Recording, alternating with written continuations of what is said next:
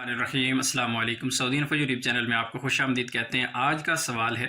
کہ آپ کا اقامہ ابھی باقی ہے اور آپ نے خروج نہائی لگوا لی ہے، کیا اقامہ کی فیس واپس ہوگی؟ اسی طرح جو فیملیز ہیں، جو فیملی کا اقامہ ہوتا ہے اس میں ٹیکس بھی آپ پے کرتے ہیں،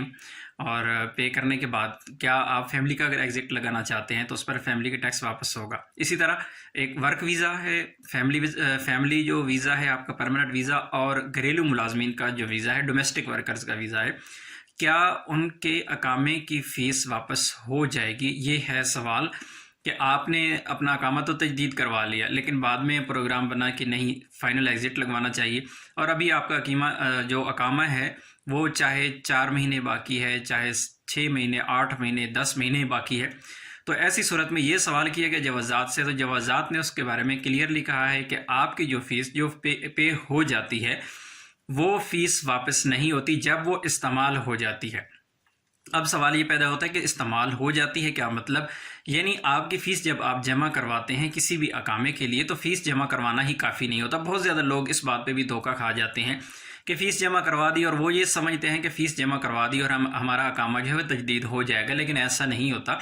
کفیل کے سسٹم میں، کمپنی کے سسٹم میں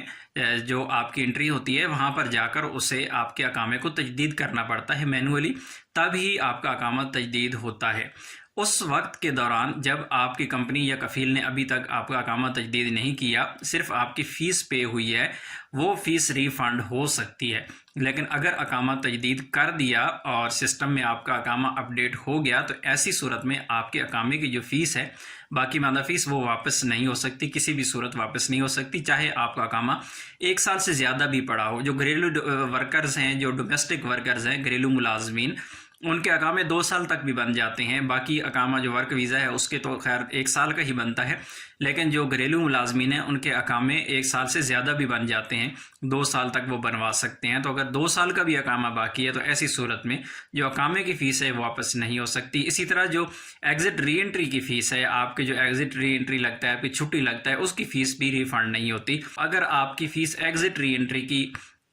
ایک دفعہ جمع ہو جاتی ہے تو اس صورت میں آپ کی وہ فیس ریفنڈ نہیں ہوتی، اور نہ ہی وہ کہیں اور استعمال ہوتی ہے، بلکہ اگر آپ اپنی چھٹی کینسل بھی کر دیتے ہیں تو تب بھی آپ کی ریفنڈ نہیں ہو سکتی۔ اگر آپ اپنی چھٹی کو بڑھانا چاہ رہے ہیں، آپ نے چھٹی لگوا لی، بعد میں آپ کا پروگرام بنا کہ چھٹی 4 نہیں، مجھے 6 مہینے لگوانے چاہیے تھی، آپ مزید 2 مہینے اس میں اضافہ کرنا چاہ رہے ہیں، تو وہ چھٹی آپ کی مزید 2 مہینہ نہیں بڑھ سکتی، بلکہ آپ کو پورے 6 مہینہ کی فیس پے کرنا ہوگی، تب ہی آپ کی چھٹی وہ والی نہیں لگے گی، اور جو پہلے والی ہے وہ کینسل ہوگی۔ لیکن فیس جو آپ نے پہلے جمع کر رکھی ہے وہ نان ریفنڈیبل ہوتی ہے، وہ آپ کو ریفنڈ نہیں ہو سکتی۔ اسی طرح وزٹ ویزا والے ہیں تو وزٹ ویزا تجدید سے پہلے اگر آپ نے 100 ریال جمع کروا رکھے ہیں تو ایسی صورت میں آپ اپنا 100 ریال ریفنڈ کر سکتے ہیں، لیکن آپ نے اپنا ویزا اگر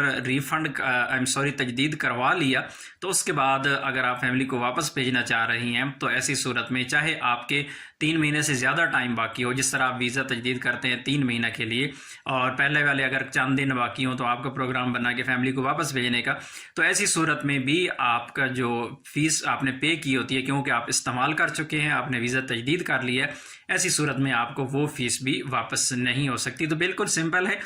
تب تک آپ کی فیس واپس ہو سکتی ہے جب تک آپ اسے استعمال نہ کریں، یعنی فیس جمع کروانے کے بعد جب تک سسٹم میں ابشر میں جا کے یا کفیل کی آئی ڈی پہ جا کے کوئی چیز اپڈیٹ نہیں کر لیتے، تب تک آپ اپنی فیس ریفنڈ کر سکتے ہیں۔ لیکن اگر آپ نے اس کو استعمال کر لیا، کوئی بھی اپنا اقامہ اپڈیٹ کر لیا، ویزا اپڈیٹ کر لیا، جو بھی آپ کا کام ہے آن لائن آپ نے ابشر پہ جا کے یا کفیل کی آئی ڈی پہ جا کے وہاں سے اپڈیٹ کر دیا، تو ایسی صورت میں آپ کی فیس واپس نہیں ہو سکتی، کوئی بھی صورت نہیں ہے۔ امید ہے آج کی انفارمیشن آپ کو اچھی لگی ہوگی، ملتے ہیں ایک اور نئی ویڈیو کے ساتھ، تب تک کے لیے اجازت دیجیے، اللہ حافظ۔